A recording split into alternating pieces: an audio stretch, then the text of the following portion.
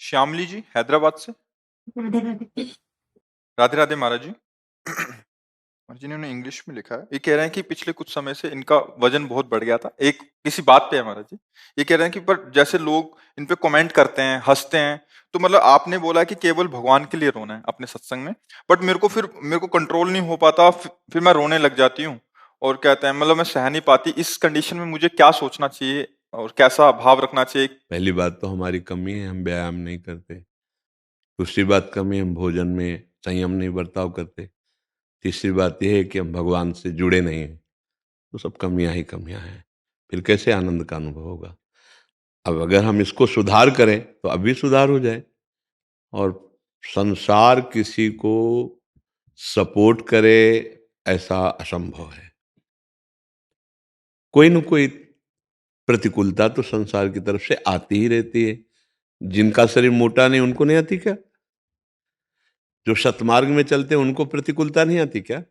पर सतमार्ग में चलने वाले को प्रभु के भजन के बल से समता प्राप्त हो जाती है। वो मान में, अपमान में, सुख में, दुख में समान भाव रखकर आनंदित होता है। सामने वाले की दृष्टि है, वो क्या देख करके बोल रहा है, वो उसका मन है।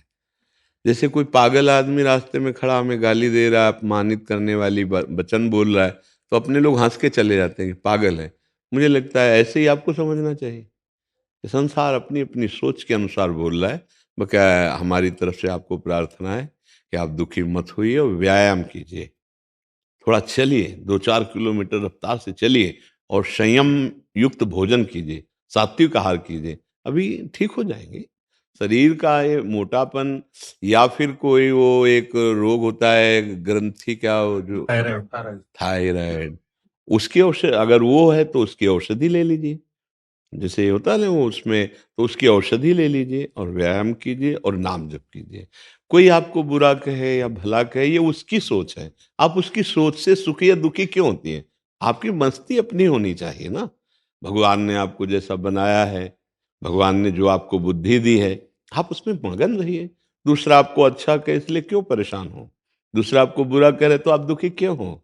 यही तो अध्यात्म का ज्ञान न होने के कारण शरीर भाव से युक्त होकर हम इतना दुखी हो सकते हैं कि हमारा निकलना बंद हो सकता है, हम अपने जीवन से ऊब सकते हैं। तो ऐसा नहीं होना चाहिए। हम परास्त होने के लिए नहीं आए। मानव देह जो मिली, चाहे स्त्री हो चाहे पुरुष हो, हम जीतने के लिए आए हैं। काम, क्रोध, लोभ, मोह, मद, मत्सर, इन पर विजय प्राप्त करके भगवदानंद के लिए आए। तो नाम जप करो, व्यायाम करो और सात्विक भोजन करो। और अगर वो रोग है, कौन सा बताया, थायराइड, तो उसकी आप औषधि ले लीजिए। और जब आपको कोई ऐसे वचन बोले तो आप समझो पागल आदमी है। बातुल भूत विवश मतवारे, ते नहीं बोले वचन विचारे। जो अच्छे आदमी हैं वो कभी आपको दुख देने वाले वचन क्यों बोलेंगे? भाई भगवान ने किसी के शरीर को मोटा बनाया, पतला बनाया, किसी का श्याम रंग है, किसी का गोरा रंग है, कोई विकृत शरीर वाला है, तो हम उसका उपहास थोड़ी करेंगे। उपहास तो मूर्ख लोग करते हैं, तो हम मूर्खों की बात क्यों ध्यान दें? हमको तो उन पर दया आनी चाहिए। ठीक है ना? और नाम जप करो, दुखी मत होइएगा जी। अंकित अटवाल जी अंबाला से। राधे राधे। कोटि कोटि प्रणाम महाराज जी। महाराज जी, अगर नाम जप चलता रहे परंतु इस जन्म में परमात्मा की प्राप्ति न हो तो क्या अगले जन्म में वहीं से शुरुआत होती है? ऐसी कल्पना क्यों करते हो? पहली बात तो नकारात्मक कल्पना क्यों करते हो? एक बार जिन नाम लिय, हित सो होए अति दीन, ताको संग न छाड़हि, प्रभु अपनो कर लीन। ऐसे हमारे करुणा निधान प्रभु का नाम जपे, फिर ये बात आगे के लिए रखे कि पता नहीं इस जन्म में कल्याण होगा कि नहीं, ऐसा सोचे ही क्यों? अच्छा, रही बात, अगर किसी अपराधवश, चूकवश उसका जन्म होता है तो महाभागवत होकर ही जन्म लेगा। जितना उसका भजन है वहीं से उसका भजन प्रारंभ होगा। और वो ऐसी जगह जन्म नहीं लेगा जहाँ भक्ति का ह्रास हो जाए। ऐसी जगह जन्म लेगा जहाँ श्री संपन्न और महान परम पवित्र वातावरण, भगवत भक्ति अनुष्ठान की उन्नति जहाँ से हो, ऐसी जगह भगवान जन्म देते हैं। वो छिन्न भिन्न नहीं हो जाता कि भजन किया और थोड़ा बुरा भाव आ गया, गिर गया, तो अब उसका जन्म होगा और फिर वहीं से शुरू करेगा काखा गागा। ऐसा नहीं। अगर 1 लाख नाम जप किया तो ऊपर से शुरू होगा, 1 लाख के ऊपर से। जैसे महामहिमा में भगवान ऋषभ देव जी के पुत्र भरत जी महाराज भगवान की प्राप्ति के लिए परिवार राज्य सबका त्याग करके गंडकी नदी के पावन तट पर भजन कर रहे हैं। दयावश एक हिरण के बच्चे को बचाया और उसमें ममता हो गई, चूक हो गई। निर्ममो भवति। अगर हमें माया से पार होकर भगवान की प्राप्ति करनी है तो यो संगास त्यजति, यो महानुभाव सेवते निर्ममो भवति। तो उन्होंने भगवान की प्राप्ति के लिए सब संगों का तो त्याग किया और महापुरुषों के द्वारा सेवित शालिग्राम भगवान जहां प्रकट होते हैं ऐसी नदी का सेवन किया। और उनके सबसे बड़े महापुरुष पिता ऋषभदेव जी बहुत बड़े महापुरुष हुए हैं, वो तो भगवान के अवतार थे और परमहंसों के आचरणों का उन्होंने स्वयं अपने जीवन में करके दिखाया, पर चूक हो गए। तीसरा जो सूत्र था निर्ममो भवति, वो उसमें चूक गए और ममता कर बैठे। हिरण में तो अगला जन्म हिरण का हुआ, पर हिरण के रूप में भी वो भजन ही करते रहे। अविनाशी भजन का ऐसा प्रभाव कि हिरण के रूप में भजन में जो त्रुटि हुई थी भरत जी के रूप में वो पूरी कर ली और अगला जन्म ब्रह्मबोध संपन्न महापुरुष ज्ञान की 5वीं भूमिका में जड़ भरत जी के रूप में प्रकट हुई। वहां कोई साधना नहीं करनी पड़ी। तो भजन कभी निष्फल नहीं होता। चूक हो जाए तो जन्म हो सकती, पर हम ऐसी रास्ता क्यों छोड़ें? हमें दृढ़ निश्चय करना है। आशा बंधा समुत्कंठा नाम गाने सदा रुचि, ये दृढ़ आशा रखने की इसी जन्म में मुझे भगवत साक्षात्कार होगा और उत्साह के सहित भगवान का नाम जप करें। हम चिंता क्यों करें इस बात की कि पता नहीं कल्याण हो कि ना हो, अगला जन्म कहाँ होगा, कैसे होगा? नहीं नहीं, भरोसो दृढ़ इन चरणन केरो। प्रभु के सी चरणारविंद का दृढ़ भरोसा है, नाम है, फिर क्या दिन। समुझ जाए शरण ते डरत ना काल डर। अब क्या है, अगर जन्म भी होगा तो आनंद युक्त होगा और हम भगवान का नाम कीर्तन करेंगे, भजन करेंगे, भगवत भक्तों का संग मिलेगा, क्योंकि हम भगवान का आश्रय लिए। पहली बात तो चूक ना हो, अगर हो भी जाए तो हमारे प्रभु इतने करुणामय हैं कि राहत न प्रभु चित चूक किए की करत सुरत सहबार है की। इसका मतलब मुझे इस जन्म में भगवत प्राप्ति पक्की हो जाएगी, ऐसा दृढ़ आशा रखनी चाहिए। आगे भगवान जैसा जाने, पर अपनी आशा में हम नकारात्मक सोच बिल्कुल ना लावें कि हमारा अगला जन्म होगा। हमको तो प्रभु के धाम जाना है, प्रभु की सेवा में जाना है, ऐसा। और फिर भक्तों ने जन्म की परवाह कब की? वो तो कह रहे हैं यत्र यत्र हम जन्म कर्म भी नारके पर में पदे, अथवा चाहे नरक में रखो चाहे परम पद में रखो, पर राधिका रति निकुंज मंडली तत्र तत्र हृदय में विराजताम। हे प्रिया, जो अपनी सखियों के सहित लालजू के सहित हमारे हृदय में रहो, चाहे मुझे नरक भेज दो चाहे जहाँ परम पद भेज दो, मुझे कोई परवाह नहीं है। अर्थ न धर्म न काम रुचि गति न चाहो निर्वाण, जन्म जन्म रति राम पद यह वरदान। भक्तों ने कभी जन्म को बुरा ही नहीं माना। मेरा जन्म हो लेकिन आपके अनुराग में हो। जे जोनि जन्मो कर्म बस, तहा राम पद अनुराग हो। भगवान के चरण पर हम कहते हैं ऐसी आशा ही क्यों रखे? हम साक्षात इसी जन्म में प्रभु के पार्षद बनकर उनकी संग सेवा में जाएंगे। ऐसी आशा रखे, फिर प्रभु के आगे की बात हो, जैसा चाहे वैसा करें। समझ रहे हैं आप? हिमांशु शेट्टी जी दिल्ली से। श्री हरिवंश महाराज जी। महाराज जी, ग्रस्त जीवन जीना चाहता हूँ। हम प्रभु के बनाए माया खेल में आ तो गए हैं, क्या मैं ग्रस्त में रहते हुए इस खेल से कभी निकल पाऊंगा, जिससे मैं मुझे दोबारा माता पिता के गर्भ में ना आना पड़े? पूरा अच्छे से निकल जाओगे। जब विश्वामित्र जी अयोध्या से अपने आश्रम की तरफ जाते हैं तो दशरथ जी महाराज जी ने एक चौपाई कही थी, नाथ सकल संपदा तुम्हारी, मैं सेवक समेत सुतनारी। बस वो भाव ले आना है। पत्नी पुत्र परिवार ये सब भगवान हमें सेवा के लिए दिए हैं। इनमें भगवत भाव कर करके नाम जपते हुए खूब मेहनत से धर्म पूर्वक धन कमाकर उनकी सेवा, बड़े बुजुर्ग माता पिता की सेवा, और अपने हृदय में बार बार भगवान के स्मरण का स्वभाव बनाना। अभ्यास योग युक्तेन चेतसा नान्यगामिना। ऐसा हम अभ्यास करें कि हमारा चित्त बार बार राधा राधा राधा राधा ऐसा रटने लगे। तो नाम चल रहा है और हम अपना काम कर रहे हैं और वो कर्म भगवान को समर्पित कर रहे हैं, और प्राप्त उससे जो फल है उसका धन आदि, उससे हम परिवार की सेवा कर रहे हैं। और अगर हमें लगा कि 4 रोटी हमसे बच रही हैं तो हम औरों की सेवा में लगा देते हैं, निश्चित भगवत प्राप्ति हो जाएगी। दोनों मार्ग भगवत प्राप्ति में समर्थ हैं, विरक्त मार्ग और गृहस्थ मार्ग।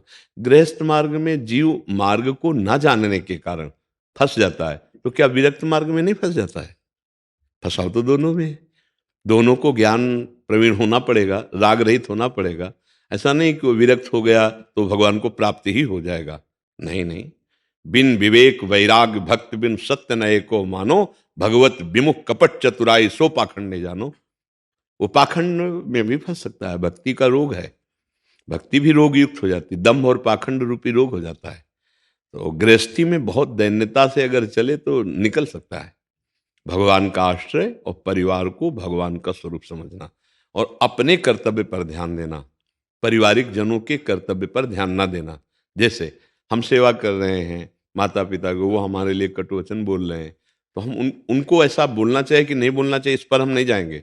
अब हमको क्या करना चाहिए? हमको सहना चाहिए और उनकी सेवा करनी चाहिए।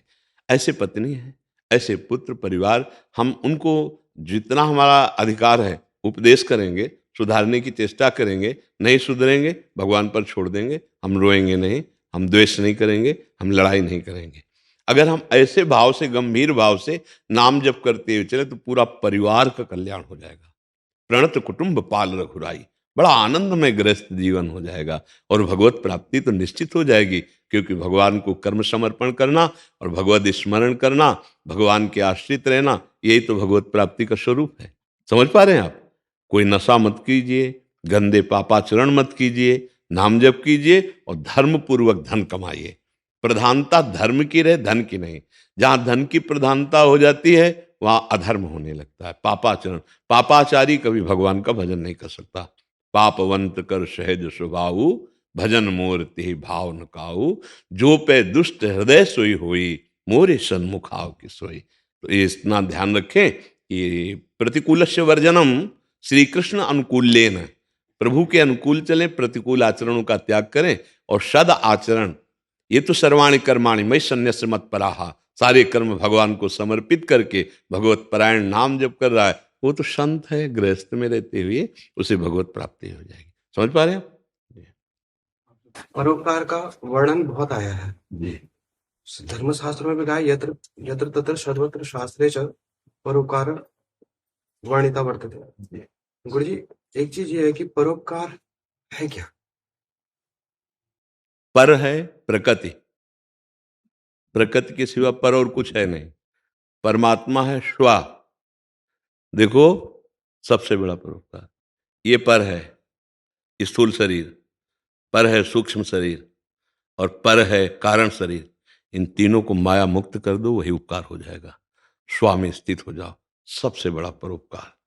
अगर इसको सुधार लिया तो फिर प्रकृति का अपने आप सुधार हो जाएगा।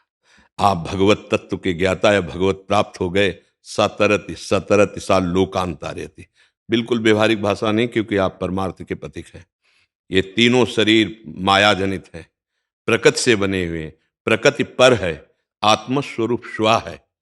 स्वा में स्थित हो जाओ, इस पर का त्याग करके। ये बहुत बड़ा परोपकार कर दिया कि बार बार जन्म मरण के बंधन से मुक्त हो गए। अगर ये ना किया तो दूसरों को खान पान दे देना, पानी दे देना, रुपया पैसा दे देना, ये सब दान पुण्य के अंतर्गत आता है। सच्चा परोपकार ये है कि इस जन्म में कर्म बंधन को विध्वंस करके, जो संचित कर्म है, और क्रियमाण को भगवत समर्पित करके प्रारब्ध को भोगते हुए अपने स्वरूप में स्थित हो जाओ, भगवत प्राप्त हो जाओ। इससे बड़ा परोपकार कोई नहीं। आप समझ पा रहे? हाँ। अब जब इस कोट से आपकी स्थिति हो गई तो आपके द्वारा जगत मंगल स्वाभाविक होगा। खुशबू इत्र की आ गई तो सबकी घ्राणेन्द्रिय में अपने आप पहुंच जाएगी। आप भगवदानंद में डूबे हुए जिधर निकलेंगे ना, सातरति सातरति सा लोकांतार्यति मम भक्ति युक्तो भुवनम पुनातु। वो दृष्टि से, वाणी से मात्र केवल वहां खड़ा हो जाए तो जगत मंगल करना शुरू कर देगा। इससे बड़ा परोपकार क्या हो सकता है? जी स्वयं माया मुक्त होकर के दूसरों के भ्रम का नाश कर दे, इसे ही परोपकार कहते हैं। और जैसे कपड़ा दे दिया, खान पान दे दिया, औषधि दे दिया, ये तो प्राकृतिक क्रियाएं हैं। संत जन इसे परोपकार नहीं। परोपकार यही है, उसे भगवान में स्थित कर देना। तो पहले स्वयं स्थित हो, इन तीनों शरीरों का राग त्याग करके सच्चिदानंद में स्थित हो गया। अब वो महापुरुष जगत मंगल के लिए जिधर से निकलेगा उधर परम मंगल होगा। आपके प्रश्न के अनुसार, आप जैसे प्रश्नकर्ता के लिए यही उत्तर है। अगर परोपकार करना है तो अपने को मुक्त कर लो इन तीनों शरीरों के बंधन से। तो तीनों लोकों पर विजय प्राप्त किया हुआ महापुरुष कहा जाता है। और वो महापुरुष जिधर निकलता है तो मम भक्ति युक्तो भुवनम पुनात, जगत का पावन परम कल्याण कर देता है।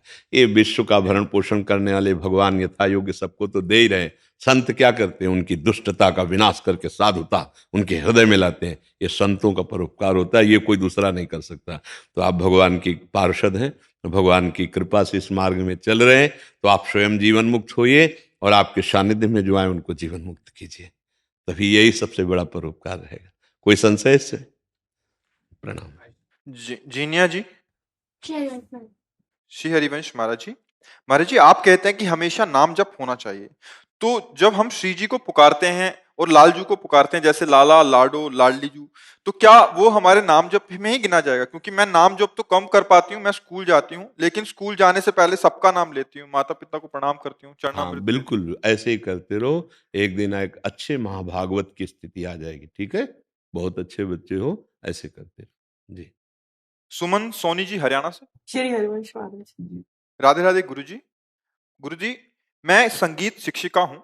संगीत के माध्यम से भगवान को रिझाना बचपन से करते आ रही हूँ, परंतु इस कलयुग समय में आपकी कृपा से पिछले 6 महीनों से आपके सत्संग का निरंतर सेवन कर रही हूँ, परंतु अब आपकी और श्री जी की शरणागति में जो दूरी है वो अत्यंत विकल करती है, जिससे बार बार आंखों से आंसू गिरते हैं और भजन में बाधा आती है। ये कैसे ठीक होगा गुरुजी? भजन में बाधा से आंसू निकलते हैं, ये तो मेरी कम समझ में आया। आंसू निकलते हैं तो भजन सरस होता है, समझो पहले। गाने की उससे कह रहे हैं, जब गायन अच्छा, करते हैं वो गला रुंध जाता हाँ, ये तो गायन का फल हो गया ना। हाँ, वाक गदगता द्रवते चित्ते से, गदगद सुर नैना सजल दंपति रस रहे भीन, ही गति वृंदा विपिन में फिरे प्रेम तल्लीन। ये तो मतलब समझो कि पूरे जीवन के गाने का फल मिल गया। अगर हमारी आवाज अवरुद्ध हो गई, आंखों से आंसू आ गए और हमारा चित्त द्रवित हो गया, तो मतलब काफी कृपा हो गई है भगवान की। अब हम धीरे धीरे भगवान के नजदीक होते चले जा रहे हैं। गदगद कंठ नयन बहा नीरा, ये तो भगवत भक्ति का स्वरूप है। पर हम अपनी संपत्ति को छिपाएं। बस ध्यान ये रखना है कि अगर कहीं हम अपने को भक्त साबित करने की भावना अंदर जागृत हो गई, तो लुटेरे बहुत जोर के हैं, वो लूट ले जाएंगे। देखो, असली जो धनी पुरुष होता है वो अपने को धनी दिखाना नहीं चाहता है, क्योंकि वो बचना चाहता है। और अगर 1,000-500 रुपया जेब में हुए तो 10 रुपए की चीज लेने पर बड़ा नोट निकालेंगे, जिससे समझ में आए कि हम धनी हैं, क्योंकि वो धनी है नहीं है। और जो धनी होगा वो कोशिश करेगा कि सामने वाला यही जाने कि हम कर्जा लेके काम कर रहे हैं, क्योंकि अपने को बचाना है। ऐसे ही जो भगवत प्रेम का मार्ग है, इसमें बहुत छुपाने का मार्ग होता है कि हमारी भक्ति कहीं प्रकाशित ना हो जाए। और जब भगवान प्रकाशित करते हैं तब वो इतनी महान ज्वाला होती है कि अगर पतिंगादि बुझाने के लिए आए तो स्वयं भस्म हो जाएंगे, उसका कुछ नहीं बिगाड़ पाएंगे। तो जब तक भक्ति दीपक है तब तक संभल करके अपने को बचा के रखे, क्योंकि इसमें पतिंगे झपटेंगे और दीपक की लौ को बुझा देंगे।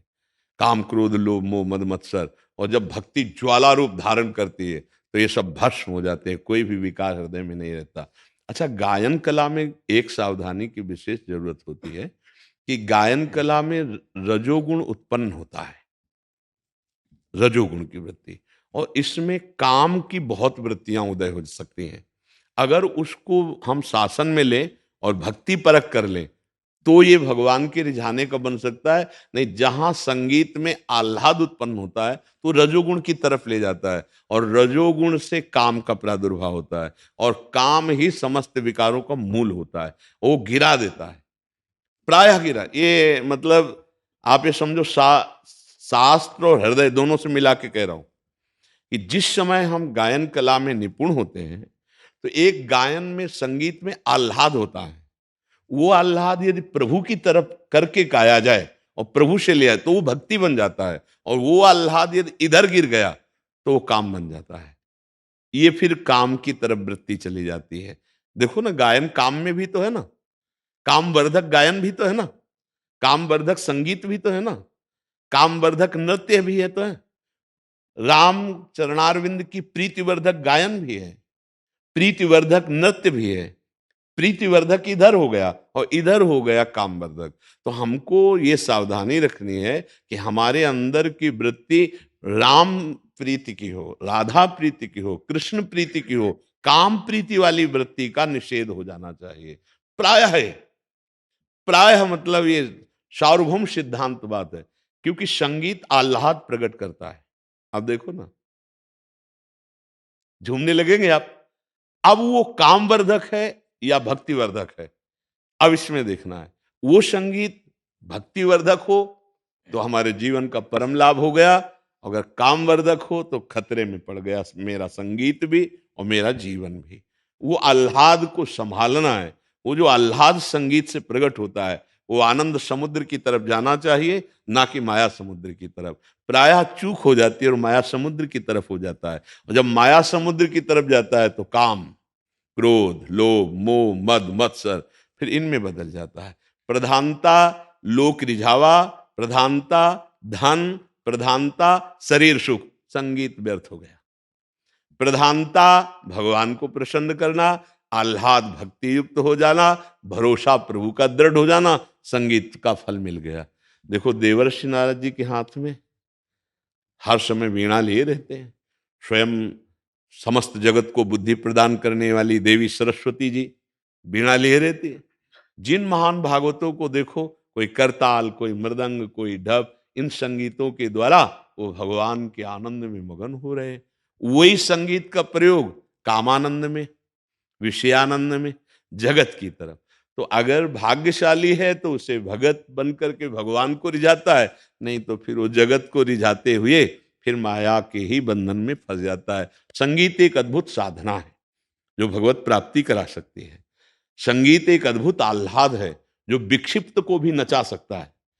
टेंशन में है, परेशान है, बड़ी समस्या है, और संगीत सुर, वो भी झूमने लगेगा, है नहीं, आह्लाद उसको भी आने लगेगा। तो संगीत एक साधना है, इसकी साध्य वृत्ति भगवदानंद है। अगर भगवदानंद की तरफ ये न गई तो फिर कामानंद में, विषयानंद में फंसा देगी। तो हमें सावधान रहना विषयानंद से और उसका मोड़ कर देना भगवदानंद की तरफ। तो फिर ये दशा तो आ ही जाएगी। अश्रु प्रवाह होना, गदगद कंठ हो जाना, गाते गाते आपका गायन रुक गया, ये फल मिल गया आपको गायन का। सामने प्रभु के भाव है, अब आगे गाया नहीं जा रहा, आप शिथिल हो गई, एक कृपा हो गई, मतलब जीवन सार्थक होने जा रहा है, धन्य होने जा रहा है। बिन रोए किन पाइया प्रेम प्यारा मीत, असलियत में यदि प्रभु के लिए रोना आ जाए, रुदु सुश्रम राजन कृष्ण दर्शन लालसा, इससे बड़ा लाभ क्या मिल सकता है। संगीत का यही लाभ है कि हम प्रभु के लिए रोने लगे, हम प्रभु के लिए तड़पने लगे। काश पाठक जी, मध्य प्रदेश से। श्री हनुमान गुरुदेव सादर प्रणाम। गुरुजी, सन 2018 से लगभग प्रति माह श्री जी एवं ठाकुर जी का दर्शन पाने का भाग्य प्राप्त होता है। अब सुख दुख सब इनकी मर्जी लगती है, किंतु मन की जिज्ञासा यह है कि मुझे अब हर राह में दिखाई देने वाले गाय, पक्षी, पागल व्यक्ति, अपंग व्यक्ति, पीपल के पुराने वृक्ष जैसे जीवों पर अचानक प्रभु का आभास होता है और उनको नमन करता रहता हूँ। हर दिन सभी राह में मिलने वालों से ये होता है कि उनमें भी ऐसा भाव आता है, ऐसा इनका कहना है। परेशानी क्या है? ये तो बहुत बढ़िया है, अच्छा है। धीरे धीरे इस भाव को इतना बढ़ाओ कि चराचर जगत अपने आराध्य देव का स्वरूप दिखाई देने लगे। हाँ, बहुनाम जन्म नावंते ज्ञानवान माम प्रपद्यते वासुदेवाश्वर मित्सा महात्मा सुदुर्लभा। सब जगह कृष्ण दिखाई देने लगे, राम दिखाई देने लगे, हरि दिखाई देने लगे। भगवान की कृपा है, आप उसको और बढ़ाइए। हाँ, सब पूरे जगत में बढ़ा, जड़ चेतन जग जीव जत सकल राम में जाने, सब में मेरा प्रभु विराजमान है। केवल पीपल में ही नहीं है, केवल गाय में ही नहीं है, हाँ, वो चराचर जगत में विराजमान है। जब ऐसा आप कर लोगे तो जीवन मुक्त महात्मा हो जाओगे, पैंट शर्ट में भी महात्मा हो जाओगे। स्थिति बढ़िया। नाम जप करो, कोई गंदा आचरण मत होने पावे, और सब में ऐसा भगवत भाव करो जैसा आप कह रहे हैं कि मेरे अंदर ऐसा भाव है, और आगे बढ़ते जाओ। अभी तो बहुत बड़ा कार्य है ने? अभी तो कुछ ही जगह भगवत भाव कर पाए हो, सब जगह यही भाव फैलाना है। हाँ देखो गोस्वामी जी कैसा सुंदर भाव, सिय राम मैं सब जग जानी, करऊं प्रणाम जोरी जुग पानी। सब संसार को सिया राम में और प्रणाम कर रहे हैं।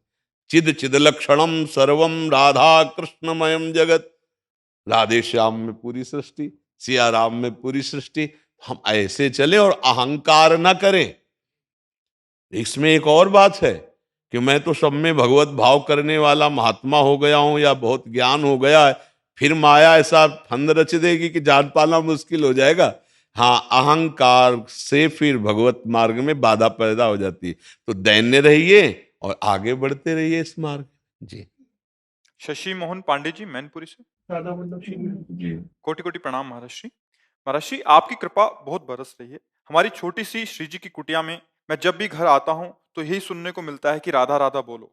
महाराज जी, मेरा यही प्रश्न है कि मेरा धाम में आना बहुत कम होता है, साल में 1-2 बार आता हूँ, पर इस शरीर की पत्नी को श्री जी की कृपा से हर महीने भेज देता हूँ। वो मुझे साथ लाने की बहुत जिद करती है, पर मैं नहीं आ पाता। गुरुदेव, बार बार धाम आने को मना करना ये मेरा कोई अपराध तो नहीं बन रहा? नहीं नहीं, ऐसा कोई अपराध नहीं है। मान लो पत्नी आ रही, वो भी ना आवे, हम कह रहे हैं वो भी मान लो ना आवे, और आप ईमानदारी से भगवान की भक्ति कर रहे हो, नाम जप कर रहे हो, साल 6 महीने में जब मन आया तब आप यहाँ दर्शन करने आ गए। बस खास बात है कि आपके आचरण सही हैं, आप भगवान का भजन कर रहे हो, तो धाम की कृपा आप पे है। घर बैठे धाम का दर्शन होने लगेगा अगर सही भक्ति करने लगो ना। धाम कोई जड़ वस्तु थोड़ी है, बहुत दूर देश से ऐसे सामने धाम दिखाई देगा। भाई जी महाराज गीता वाटिका में, राधा बाबा गीता वाटिका में, और ये गिरिराज और वृंदावन की शोभा में नहीं रखते। हमारा चिंतन सही होना चाहिए। अब धाम भी आए, आपका चिंतन सही ना हो, यहाँ गंदी बात हो जाए, पापाचरण हो जाए तो पाप ही बढ़ जाएगा।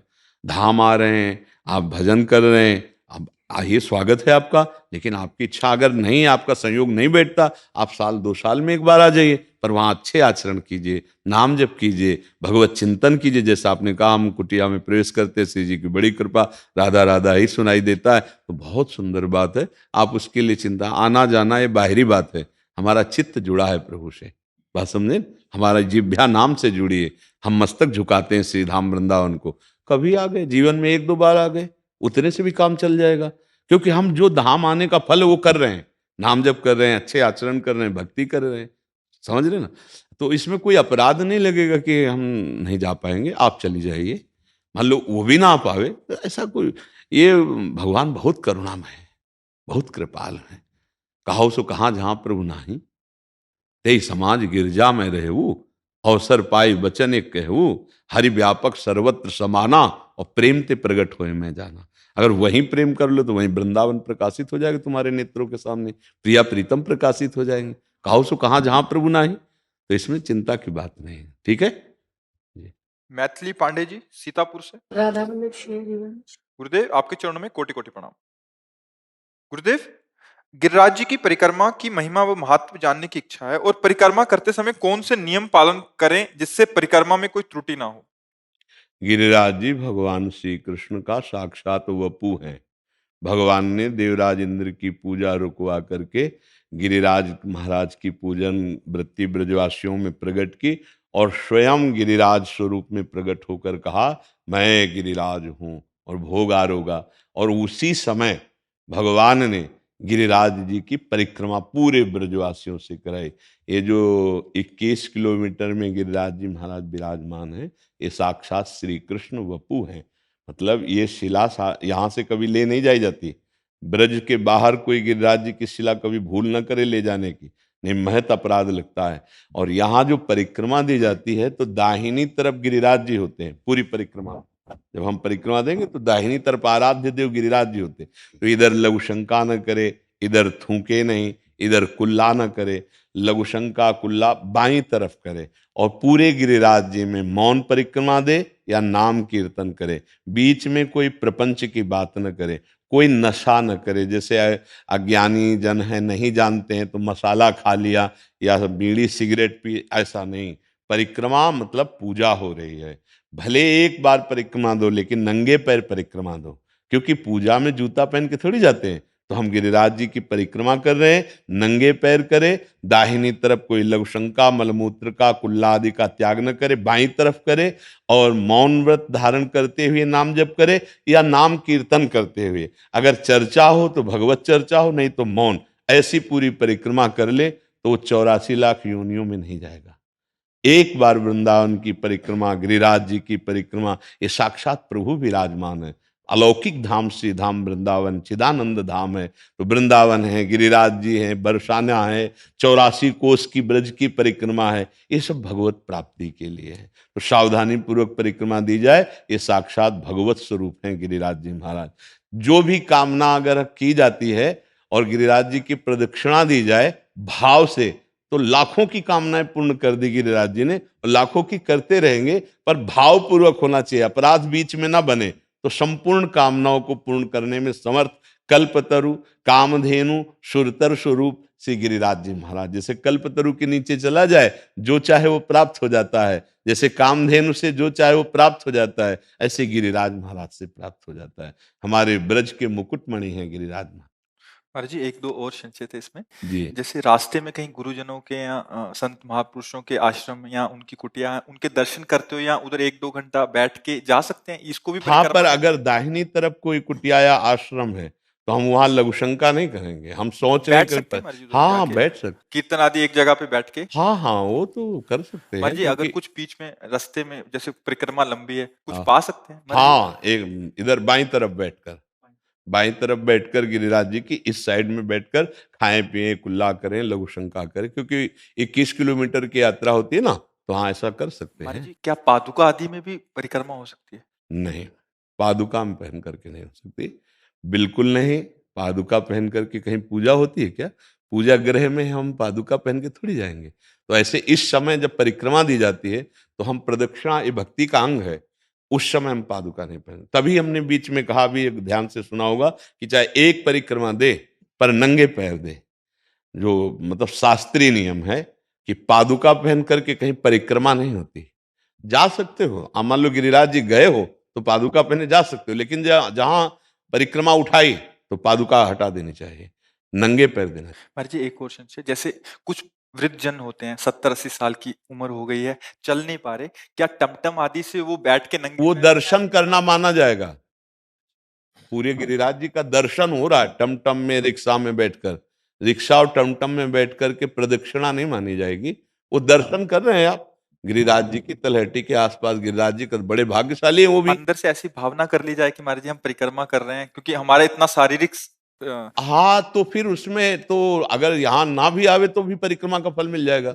ये तो गिरिराज जी आने की बात है। मान लो 1000 कोस दूर है और वो गिरिराज जी का दर्शन कर चुका है एक बार, और प्रदक्षिणा एक बार कर चुका है और वृद्ध है, तो 10 मिनट बैठकर एकांत भाव में आया, एकाग्रता पूर्वक, और प्रणाम करके प्रदक्षिणा शुरू कर दी मानसिक, तो उसको वही फल मिलेगा। ये भी बात है, पर इतनी एकाग्रता सिद्ध पुरुषों में होती है।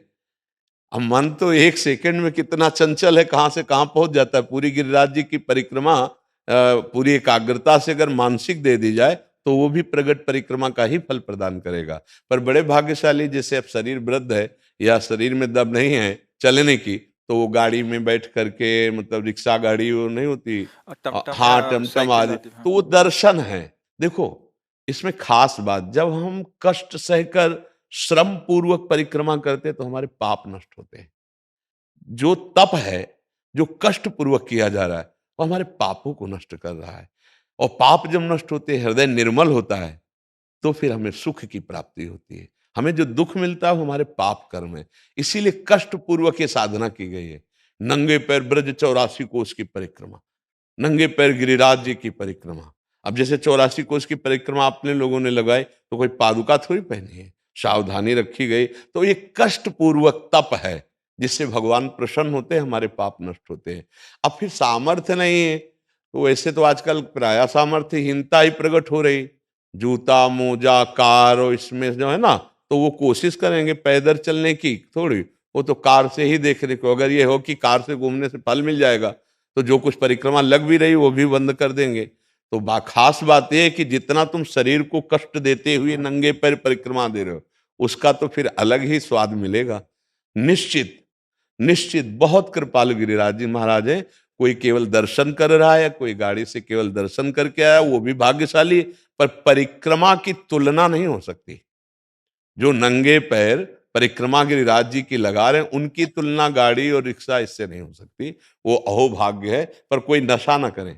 प्राय हमने देखा है कि गलती कर देते हैं, जैसे बीड़ी सिगरेट और तम्बाकू मसाला खाया कि भाई इतना वो मेहनत कर रहे हो, त्रुटि भी कर रहे हो, ठीक नहीं है।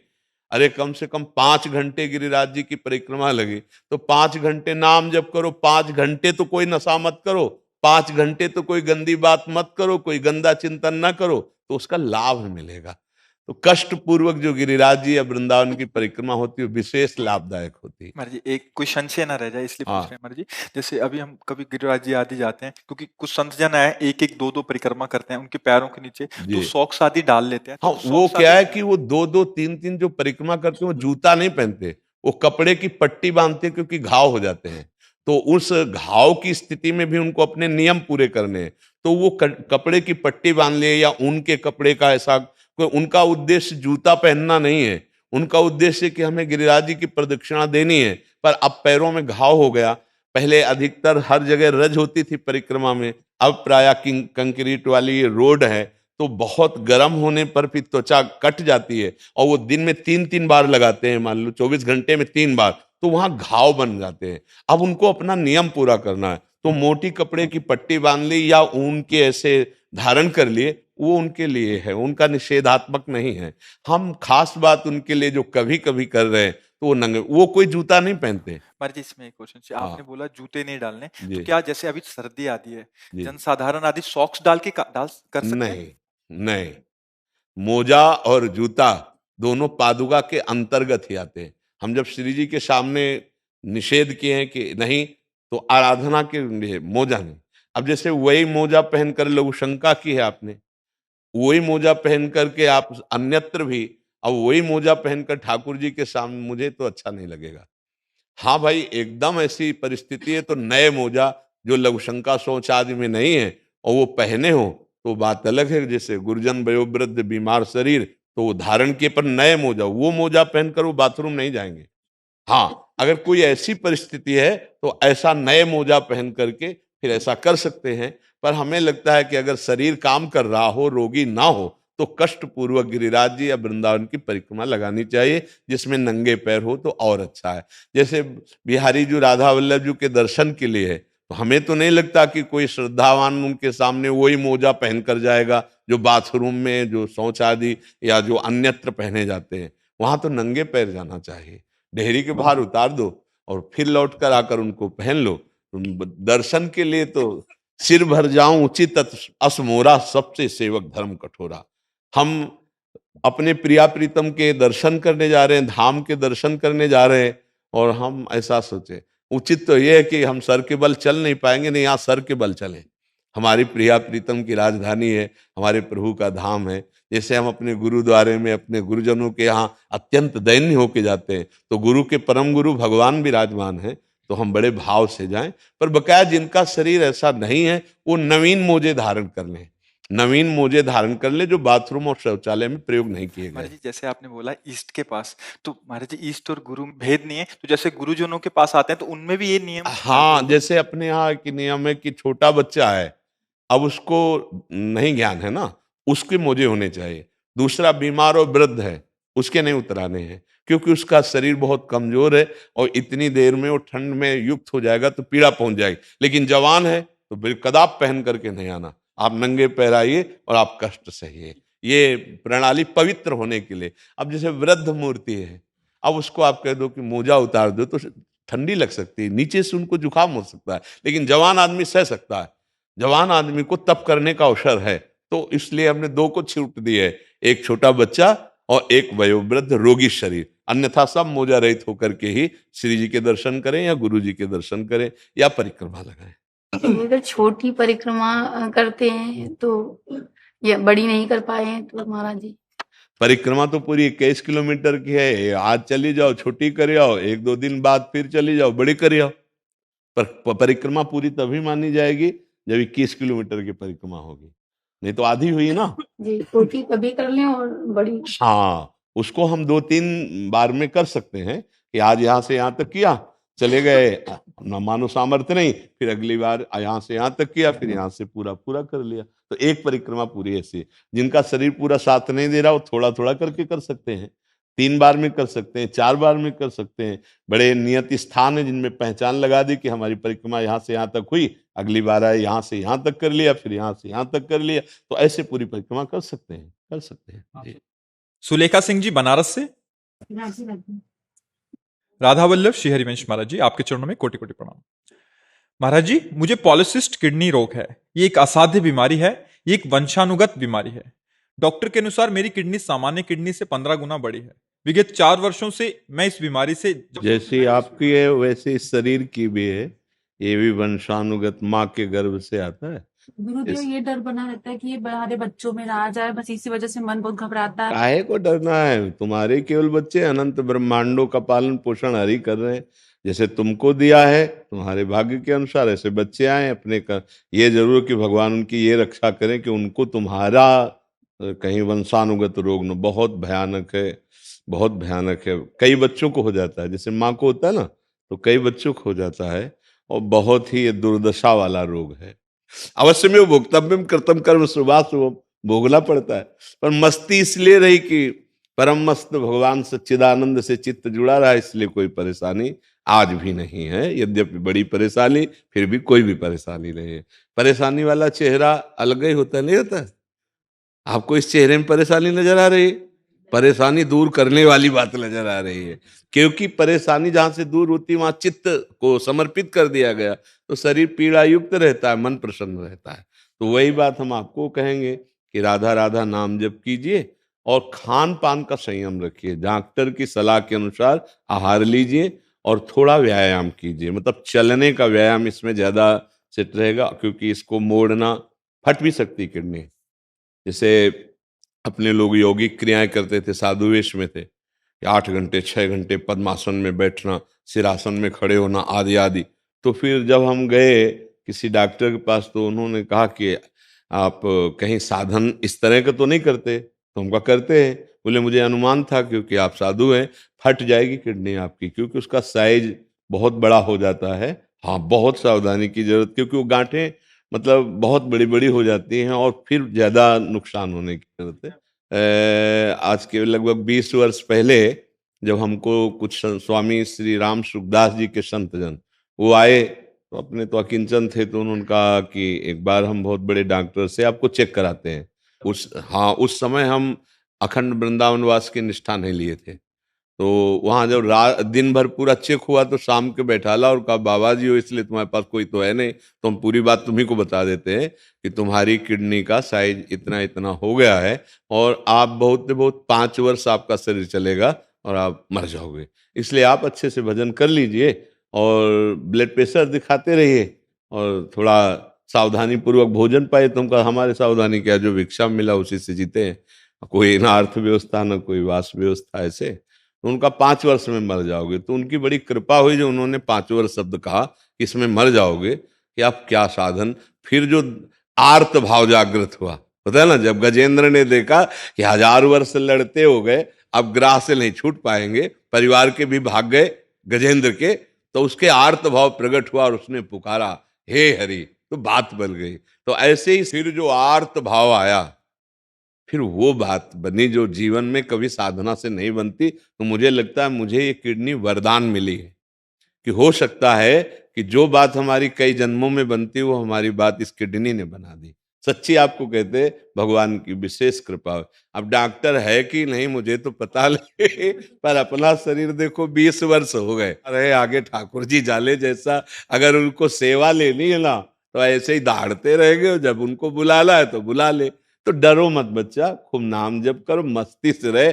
मरना एक बार होता है, जिनकी किडनी ठीक होती है 1 मिनट में एक्सीडेंट होता है, पधार जाते। तो अपने तो भगवत आश्रित जन है, और ये निश्चय सोचना है कि शरीर तो छूटेगा, एक दिन छूटेगा। हाँ, जो कष्ट सहना है उसके लिए नाम जप से तैयारी कर लो। नाम जप वो वस्तु है जो परमानंद प्रदान करता है। मतलब सच्ची मान लेना, हर कष्ट सहने की सामर्थ्य भगवान देते। नाम जप का फल ये नहीं कि हम किडनी ठीक कर लें, सच्ची कहते हैं आपसे, छोटे छोटे मंत्रों में, छोटी छोटी साधनाओं में ऐसी सामर्थ्य है कि ये सब बातें बहुत जल्दी ठीक की जा सकती है, लेकिन भगवत प्राप्ति नहीं होगी, भगवत प्रेम नहीं होगा। इसीलिए बड़े बड़े, जैसे रामकृष्ण परमहंस जी के गले में कैंसर था, भाई जी हनुमान प्रसाद पोद्दार जी के उदर में कैंसर था, सामर्थ्य इतनी कि विश्व से वो मिटा सकते हैं, लेकिन भगवान के विधान पर राजी रहना। सरकारी आदमी वही जो सरकार के कानून की रक्षा करता है, ऐसे भागवतिक जो महाभागवत जन है वो भगवान के विधान की रक्षा करते हैं। भगवान जो विधान रच दिए उसको हम भोगेंगे और अपने भजन का फल भगवान की प्राप्ति करेंगे। सर्व जगत मंगल करने की सामर्थ्य होती है भजनानंदियों में, जो वास्तविक भजन मार्ग में रहते हैं, और होता है सर्व जगत मंगल। ऐसा नहीं, हमने संतों को देखा है बड़े बड़े रोगों को चुटकी बजाते नष्ट कर दिया, और आप स्वयं पीड़ित हैं, आप स्वयं कष्ट में हैं। सबसे बड़ा रोग है भव रोग। अगर संतों की बात मान जाए तो बात मात्र से इस संसार समुद्र से उद्धार हो जाए। तो डरना नहीं, राधा राधा नाम जपते रहना, सावधानी रखना और भगवान का आश्रय रखना। मरना है ही एक दिन, बार बार मरना नहीं है, तो फिर डरना क्या है। राधा राधा राधा राधा राधा राधा राधा राधा राधा राधा राधा